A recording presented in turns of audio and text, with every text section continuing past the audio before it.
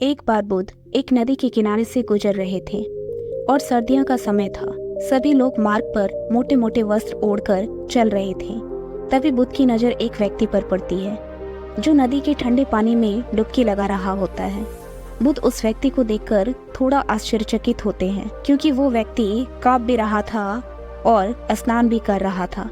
बुद्ध उस व्यक्ति से इतनी ठंड में नदी में डुबकी लगाने का कारण पूछते हैं। फिर वो व्यक्ति बुद्ध को बताता है कि वह सुबह सुबह नदी में नहा धोकर पूजा के लिए जा रहा था।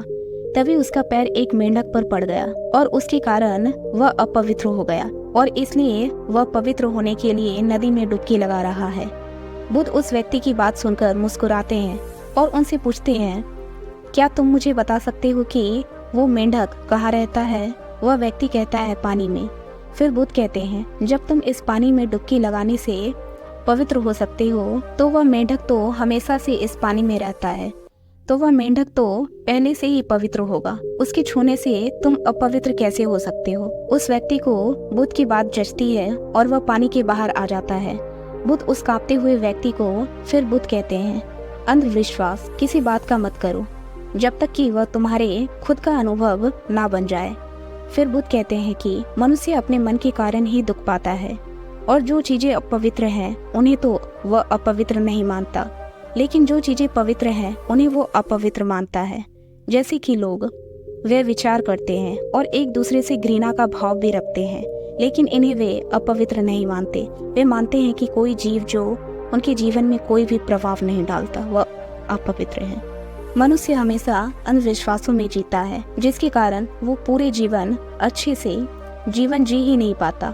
फिर वो व्यक्ति बुद्ध से पूछता है कि सबसे बड़ा अंधविश्वास क्या है?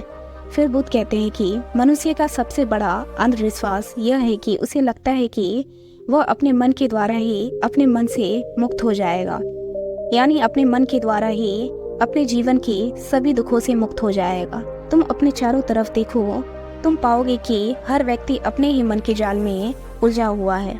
कोई डरा हुआ है तो कोई उम्मीदों में जी रहा है और किसी को यह लगता है कि कल सब कुछ ठीक हो जाएगा। लेकिन वास्तविकता यह है कि जब तक मनुष्य अपने मन को नहीं समझेगा तब तक कुछ भी ठीक नहीं हो सकता और यही शाश्वत सत्य है। वह व्यक्ति बुद्ध से पूछता है कि मन को कैसे समझा जाता है?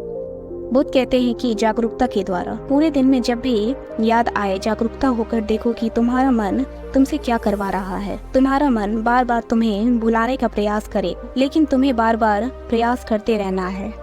तुम्हें दिन में ये बार बार देखना है कि क्या तुम उसी रास्ते पर जा रहे हो जो तुम्हें वहां तक पहुंचाएगा जहां तुम जाना चाहते हो, क्योंकि यही सूत्र है अपने मन को समझकर मन से मुक्त होने का।